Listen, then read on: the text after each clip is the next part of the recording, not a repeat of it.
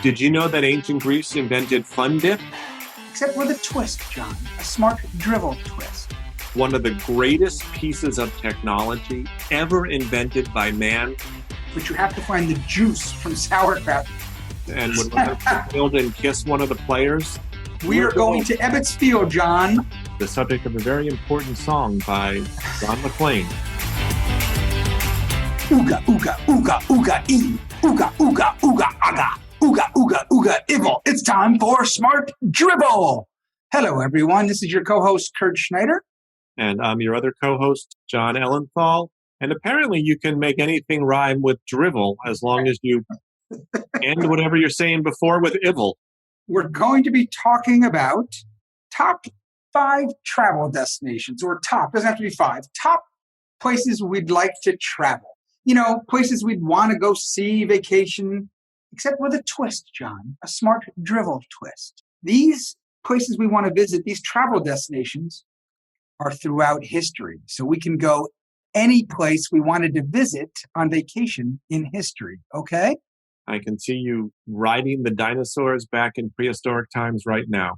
Yeah, like the magic school bus used to do, or one of those. Ooh, remember her? What was that lady's name? Mrs. Frizzle.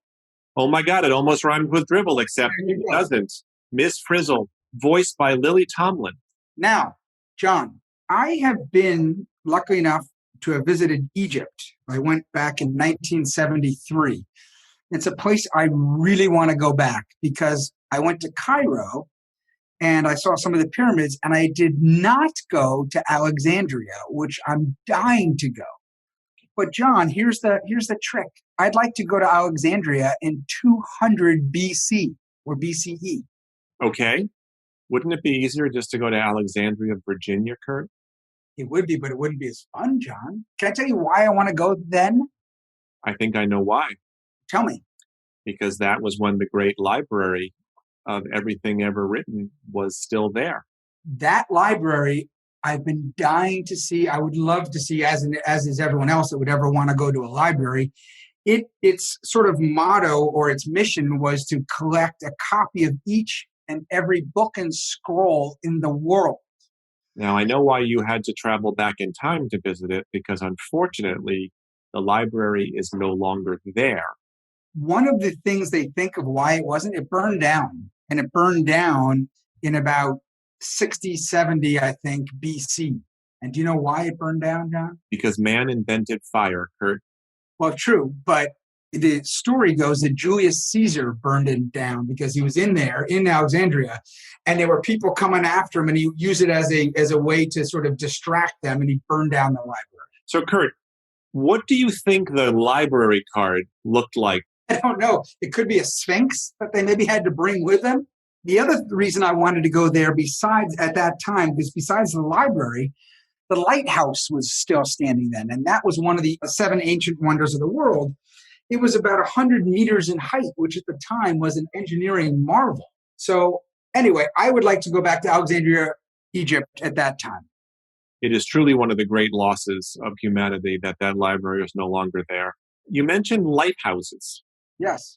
And that takes me to my first vacation destination in history, and that is the place that the lighthouse was invented. It was invented in ancient Greece, which, as you know, has a lot of water around it. You got the Aegean and the Adriatic. But I think going to vacation in a beautiful place with all of those wonderful beaches and island back in ancient times when they were inventing everything left and right would be an awesome time to visit on vacation.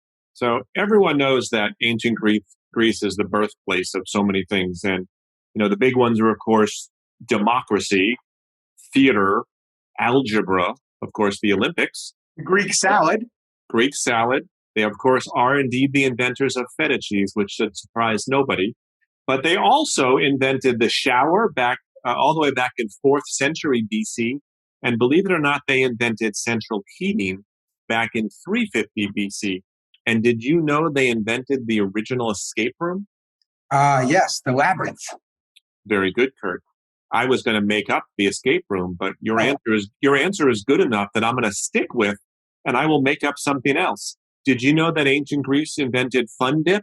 I made that up since you took away my other made up option. it's hard to get a hot shower when you travel. So I think that's a good place to go. Listen, when you're on vacation, what do you want? You A want hot shower. you want warm temperatures, unless you're skiing. You want beautiful seasides and beaches. You want incredible islands to visit. You would like a hot shower at the end of the day. I didn't say hot, though. They invented the shower. I'll have to check on the hot. I like ruins, but if I'm in ancient Greece, I'm not seeing ruins. I'm seeing the real thing. Wouldn't you like to see pre-ruins? Wouldn't you Yes. want to see the Parthenon in Athens on the Acropolis? Had to be extraordinary. I thought you were going to say you wanted to be on the beach, but then it would be the time where the 300 at Thermopylae had to defend themselves against the Ethiopians and Xerxes. You know what That was- Thermopylae makes me think of? Thalidomide, that terrible drug that caused birth defects in the 1950s. Thalidomide. Okay. It was a drug that pregnant women took, and unfortunately, it had a really severe consequences for the I get it. child. That's a tough association. What's your word? Thermopolis. I said thalidomide. What's so difficult about the association there? Thermopylae. That was a great movie, 300. Not sure it was too truthful, but okay. Give me another one. Where do you want me to go again? I don't want you to go again. I need you to go again. Well, I'm going to continue going from farthest back in history to modern days. So I was at 200 BC. I'm now going to go up to 1200 AD, the Dark Ages. And I'm going to go down to southern England because Cornwall in southern England is beautiful. And you can see the sea and you have the moors and it's gorgeous. And there's a place, and I've been there, John. It's called Dozmerry Pool in Cornwall. I'd like to go back, but I'd like to go back in 1200 because I'd like to be in that, maybe swimming or sitting around outside that Dozmerry Pool, which is a pond, when a hand will come out of the lake holding a sword. Loch Ness Monster. No, the Lady of the Lake with Excalibur for King Arthur to come get it. I knew it was King Arthur, but wasn't it in a rock? No. Well, he threw it into the lake and she brought it back to him in Dozmerry Pool. And did he throw it in the lake after he pulled it out of the rock? Probably, since he had to have it at some point. It does seem logical. Well, That was probably a pretty trippy moment. Right? And you're at a beautiful place anyway. You can't go to a pub in 1200, which are fun to do in England, but you can go to Dozmerry Pool and see Arthur get the Excalibur. Since you brought up King Arthur and, of course, the Knights of the Round Table, I would like to mention a little shout out to one of the greatest pieces of technology ever invented by man, although it's not thought of as a piece of technology. And that is the round table. When you're sitting at a round table, everybody can see everybody. Everybody can be a part of the conversation. 8 people at a round table versus 8 people at a rectangular table. Rectangular, you pretty much talk to the person to your left and your right, maybe across from you. The round table is the perfect shaped table. And if I ever buy another dining room table in my life, Kurt, it is going to be round because the round table is magnificent. I couldn't agree with you more. And that's why they give credit to Arthur for inventing it, because every knight was considered equal. And these were knights from all over England. And they came and they thought in their area, they were number one this, number one that. And they were fighting. And he needed them to be together as a team. He was like a coach. And he put them in the round table so that no one was above anyone else. It is both symbolically important and practically important. Do you think he was pretty lucky when he threw Excalibur into the lake that there happened to be a lady there ready to return it? What if he threw it into a different lake and there was no lady there? You know, he was guarded by, I think, Morgana, and she was a druid. And, you know, Arthur was sort of half druid and half Christian. He was the transition from druid paganism into Christianism. Wasn't Morgana that lady who went to all the baseball stadiums and would run up the field and kiss one of the players? That was her thing for like a decade back in the 80s. Yeah, maybe she was reinvented as that woman, yes, but that was Arthur's shtick. He was uniting England. And what's also good is we forgot during our movies episode to talk about Monty Python and the Holy Grail, possibly the greatest movie of all time. Great movie. So, Kurt, we have a sponsor for today's episode. Love it. Who is it, John? It's my father. He doesn't know he's sponsoring, so this is a gratis sponsorship. Excellent. I don't normally do these kinds of things, but you know what? Hey, he's my father. So my father, whose name is Ira Ellenthal, just published his latest book about selling. Each and every chapter is a brief, entertaining, sometimes outrageous, real-life anecdote about hard-earned sales lesson that my father picked up during his 60-plus year career, leading brands like U.S. News and World Report, The Atlantic, New York Daily News. And I have heard people refer to my father as the greatest salesperson they've ever met. So he has poured all of that know-how and experience into a book. And while it's true that technology has changed a lot, has changed selling a lot over the last 20 plus years, the truth is buyers and what motivates them has not changed. So if you're interested, the name of the book is The Last Book About Selling You'll Ever Need by Ira Ellenthal, and you can find it on Amazon. Well, I'm going to go buy it. Thank you for that. I'm all for learning how to sell better. I will bring you an autographed copy, Kurt, because my father is a fan of the podcast, and I'm sure he would be delighted to give you an autographed version. Kurt, Right. I would like to tell you about my next vacation spot in history. Please. It doesn't go as far back as yours does, but I'm going to take you back to the 1930s, 1940s in Israel, before the Israel War for Independence. At that point, Israel was controlled by the British, I believe. They had a big problem. Because of the British blockade, they could not get bullets. The British ships literally had a blockade that did not allow any supplies to get in. So a rather enterprising group of young people. I should mention first that Tel Aviv is a beautiful city right there along the Mediterranean. A lot of fun stuff going on, restaurants along the beach, a great place to vacation. And of course, great place, beautiful, great baba ganoush, great hummus. It's wonderful. Yes, it is a great place, Kurt. It's a great place to vacation. But just outside of Tel Aviv, there is this extraordinary place that was constructed in the 1940s to give the Israeli freedom fighters the bullets they would need to ultimately win their battles.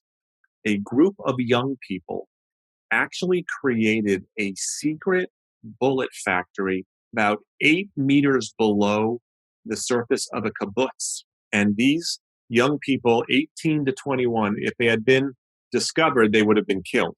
But they would basically every day at the start of the day's work travel down this circular staircase to about 25 feet below the surface where they would hand make bullets. They had lathes, they had a firing range to make sure everything was good. And they had to invent everything they would need to actually make bullets.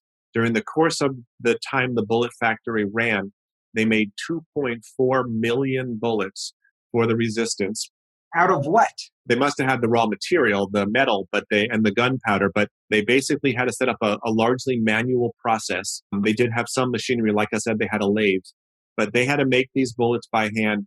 And they also had to keep their identity, their job, secret from the other kibbutz members, because they're all going out in the field getting tan all day. And suddenly you don't get very tan being 25 feet below the Earth's surface. So they actually created the first ever, basically, tanning machine. They had UV lights that would give them the appearance of having received, been in the sun. How come I've never heard of these people? Brilliant. It is brilliant. And the factory stopped operating in 1948. And so this place is 30 minutes outside of Tel Aviv. No one knew about it. In fact, it was not until 1987 that the factory was restored and turned into a museum. And I had the chance to see it and to have been there when they were actually operating and dealing with the pressures. When it's working, yes. Wow. All right, so you're sort of around the Mediterranean, the Adriatic, right? The Aegean Sea. You've got Greece and you got Israel. I guess you like the nice temperate climate. So, would you rather go on a beach vacation or a mountain vacation? 1,000% mountain vacation. Well, I'm a beach person, actually, as you may have noticed from my trips to Greece and Israel. You're not too tan, but I can see that you probably would like it anyway. Do you play Kadima, which was invented in Israel, by the way? You know what? This is a podcast, not a TV show. So I think I encourage all of our listeners to imagine me quite brown from the sun, looking very healthy and tan. Kadima. I love Kadima. All right, so let's getting back on the topic. I was going to go in chronological order, but instead, because you jumped us to the mid-40s, I have 2 in the mid-1940s places I'd like to visit, Jon. I'm going to take you with me here. Woo! We're going. What should I pack? Well, you should pack a Brooklyn Dodgers jersey and a baseball mitt. Oh, man. We are going to Ebbets Field, John, on April 15th, 1947. You know what? That is an awesome, awesome choice. And I cannot believe I didn't think about the chance to visit the Polo Grounds and Ebbets Field, which were destroyed. They were razed before we had a chance to go see them. Is that the day that Jackie Robinson played his first game? That's the day Jackie Robinson played his first game, John. You are correct. That is, you know what, Kurt? Kudos to you. That is a bang up good idea. Right? I wish I had that idea. We'd root like crazy for him. Now, he went hitless that game, but he did reach base on an error, and he eventually scored the go-ahead run for the victory over the Boston Braves. Wow. When he got on the error, did he steal any bases? I don't know. That's why I wanted to go watch it with you. Oh. And I wanted to watch the crowd reaction. That's a great idea, Kurt. Good. Well, you're coming with me. Now, What? I'm just going to stay in the 40s, and I'm going to stay in New York. I'm going to go a little earlier than this, 2 years beforehand. Everyone likes to go to New York City as vacation. Everyone likes to go to Times Square, right? When you're a tourist, you want to be in Times Square. I would like to be in Times Square too, but I'd like to be there on VJ Day, August 14th, 1945, because I'd like to either see or partake in the kiss. Yes. Yes, I was wondering as you were telling that story whether that was the site of the kiss. I knew it was at end of World War II, but yes, being there for the kiss. And, to this day, they're not sure who the two people are. A lot of people lay claim to being the people in the photo. Can you imagine how they felt as that image became such an iconic? I mean, that image captures that entire moment in time. Could you imagine just being an accident of history like that and being captured in a photo like that? And also think about the pure, unfettered joy that it shows. Oh, my Lord, what joy. So those are two places I like to go in New York, John, in the 40s. And I want to be in New York in post-World War II anyway. So yes, you were made for post-World War II New York. You and Desi Arnaz. All right. So I don't have Lucy on my side. So where else would you want to go? Are you sticking in the Mediterranean? So, Kurt, I am not going to stay in the Mediterranean. In fact, I'm going to move to Central Europe. Ooh. And you have some borscht? I am not a fan of borscht. You might recall that I have a thing against beets, but the notion of cold beet soup, which is not bad enough, you have to throw a dollop of sour cream in to change the color into something completely unappetizing, is not my thing. So, John, my family, one side of my family is Hungarian, and we had a tradition every Christmas Eve. We had this thing called gumbalovich that my grandmother would make. And it was a recipe passed down from her mother-in-law who came over from Hungary in the 1890s, 1896. Gumbalovich is basically sauerkraut soup. You have to find, and it's mushrooms, but you have to find the juice from sauerkraut, not the sauerkraut, the juice. And you have mushrooms and you have onions and you eat it and it's so sour and delicious. And then in half an hour, you're going to the bathroom. Okay. We're in Budapest because it's a great place to vacation. It is a gorgeous city. You know that Budapest is actually two different cities? There's Buda, which is up on the hill on one side of the Danube, and there's Pest, which is flat and it's on the other side of the Danube. And together, of course, they're Budapest. But it's nothing a Pest, would you? Don't be a pest. But it's actually two places. But they had a pretty big decision to make before World War II. Do we side with the Germans or do we side with the Russians? And they ultimately decided that they were more concerned about communism than they were fascism, especially since they had become chummy through trade with Italy and Germany to come out of the Depression in the 1930s. So they were more aligned with Germany, chose Germany. And of course, Germany lost World War II. The Russians ended up coming in and occupying. So they ended up with both fascism and communism. And when communism fell and they were finally free of the grips of that, that had to be a pretty incredible moment in Hungary. One of the things that I really dig about Budapest is how they've dealt with their history. So they were occupied by the Russians all those years, and the Russians were famous for their propaganda and putting up statues everywhere of, Lenin and Marx and Engels and all of those guys. And once they got free of Russia, they actually, rather than destroying all those statues, this is an issue we're dealing with here in the States as well, they basically rounded them all up and put them into this place called Memento Park outside of Budapest. So you basically can drive there and you can see all of these incredible and now obsolete statues and pieces of propaganda. And it's a really cool place to look at. Oh, I love that. I've never been there. Okay, can I come with you? I'm taking you to the Ebbets Field. So you're playing the whole reciprocity game on here. No, just Since would you like went, to. I think you'd get a huge kick out of it. So of course you can come along, and it is a city absolutely worth seeing. So you remind me, by the way, and this is not where I want to go, but you just reminded me down the Danube a little bit is Prague in the former Czechoslovakia. And it's a gorgeous city. But when we were there, we were told this story on top of one of the buildings. I think it's the Opera House or the Symphony House. They had made statues of all the composers throughout history. Well, Hitler found out when they were occupying Prague, and the Czechs' reaction to Hitler was, we're just not going to do anything. We're not going to tell him anything. We'll pretend we're going along, but we're not. So he said, hey, you guys like Mendelssohn.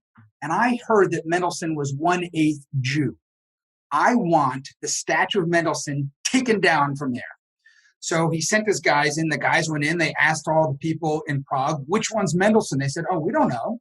We don't know. They knew exactly which one. They kept saying, we have no idea. So they're like, well, if he's 1/8 Jew, we can figure it out. And Hitler sent some guy who was known to figure out if by measuring like the nose and the forehead, he could find out what statue was Jewish. So this guy goes up top, does it, and says, without a doubt, this one's Mendelssohn. And then the Nazis came in, did a big fanfare. They knocked it down. They smashed it to pieces. They threw in the Danube.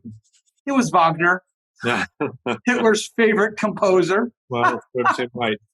Prague, which is a gorgeous city, the Charles Bridge there, did not get bombed in World War II. No. I've heard a couple of potential theories. The first is that Hitler really loved the city and didn't want to destroy it. I've also heard that the Nazis stored a lot of the gold and other things that they had stolen from all of these countries in Europe and stored it in Prague, and he didn't want to bomb his own stash. Do you know why? I don't. I like both of those. I would like to go, and it's a place I was lucky enough to spend 2 summers there, but I'd like to go back, is to Provence. Oh, Provence, right? Don't you just love the herbs? I do love the, or as they say in England, the herbs. Did you have in your kitchen? I think it was a staple of a lot of kitchens. Yeah, the herb de Provence. Herbs de Provence with like these little ceramic-looking containers that were everywhere. Everywhere, everyone had them, sachets. Well, that's because that book, A Year in Provence, came out in like 1990. We all read it. It was about a guy who gave up his life in England and moved to Provence and all the problems. I would like to spend a year in Provence. Me too, but I don't want to go now. You know when I'd like to be there, John? When? 1888 to 1889. Do you know why? I want to go to one town, a town you've been to, Arles. So who was in Arles in 1888 and 1889? That would be Vincent van Gogh, the subject of a very important song by John McClane. He was there for about a year, and it was his most prolific period. He banged out, and he did bang out because there were so many gazillion paintings that you're used to seeing. His friend Paul Gauguin came and visited. In fact, they wrote a letter together when they were there describing all of their little excursions to the local brothels. And they wrote it to another artist friend. And that, I think the letter just sold to some museum for an ungodly sum. But anyway, he's having a great time. He's having this artistic just boom where he's painting everything. And then he and Gauguin get into a bit of a fight. Gauguin says, you're an odd duck, and goes back to Paris and says, I'm not coming back. So Vincent decides to chop off the ear and give it to a maid at a brothel. And he also painted the very famous painting of him bandaged with the ear, the self-portrait. But I'd like to be there. In the sunflowers. You'd like to be there for the ear excision? No, when he's went beforehand, and just hang out and maybe drink some pastis, which has hunger-inducing qualities. Have you ever had pastis, John? I don't know, actually. Pastis is sort of milky white, and it smells like anise or licorice, and you get it in like a tulip glass, and you get just a little bit of it, and then you get a pitcher of water on the side, and you pour a little water in, you drink some, you dilute it, you pour a little more water in. So what else you got for me? I'm going to be in Arnold, and I'm going to be in Dozmary, and I'm going to be in Alexandria and Brooklyn and Times Square, and you're going to be in Israel and Greece and Hungary. And Budapest. I thought when you brought up the south of France that you were going to say that you wanted to be in Avignon in the 1300s. Ooh, yes. Because if I have my dates right, I believe for a very short period of time back then, the papacy which of course was in the Vatican in Rome, was actually moved to Avignon for a short time. I don't know why the Pope moved his court to Avignon, and it was only there for fewer than 100 years. But I thought that's what you were going to say. And of course, there's a famous vineyard that is named after this period of time called Chateau Neuf de Pape, which means? The new house of the Pope. It's my favorite wine of all time. It's amazing. Ah, you like the Rhone wines, huh? I like the Rhone wines because I love the Grenache grape, John. I love the Grenache grape. And in fact, when I was in Chateau Neuf de Pape, I happened to be there on their medieval day. It was one day a year, and it's a huge festival. And there was a huge line in front of the fountain in the middle of this tiny town. And by the way, Chateau Neuf de Pape is a tiny little village where every single piece is covered with grapes. So we're in the middle of the village. Fountains there, long line. People are online with fish tanks, bowls, jars. And I said to someone, what is going on? For that one day, all the vineyards tap into the main water line, and out of the fountain comes Chateau Neuf de Pape wine. Wow. So all the locals go and fill up as much stuff as they can for free and go away. That's pretty cool. So, Kurt, I think we need to wrap up today's episode. We took a fun tour of it. We have weird vacation preferences, but, that's not the weirdest thing about us, Kurt. No, it's definitely not. And we've seen some amazing things, and we'd love to hear from you guys where you'd go through history. If you feel it, we'd love for you to give us a 5-star review on Apple. Those are fun for us to get, and it allows us to do even more Smart Drivel. So listen, thanks for joining us. We hope you had a good time. We will see you next week with a brand new episode of Smart Drivel, where we promise the drivel and hope for the smart. Thank Bye, you, guys. everybody. Bye-bye.